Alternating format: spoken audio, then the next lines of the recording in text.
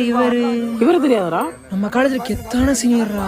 இவர் அப்புறம் எப்படி 4 பேர் அடிக்கிறது 4 பேரை சுத்தி சிரிக்கிறதெல்லாம் காலேஜோட போயிடும். வெளியில வந்ததுக்கு அப்புறம் வாழ்க்கை நம்மளை சுத்தி அடிக்கும். தபாக்கிறீங்க. நான் உனக்கு வந்து சும்மா வேலை ஆகல. உனக்கு 3 வேளை சோறு போட்டு 30 நேரம் சம்பளம் கொடுத்தா வேலை ஆகுறேன். இது நான் சௌரியத்துக்கு வந்து போறேன். என்ன மாமியா விடா அள்ளிக்கு கிளம்பு.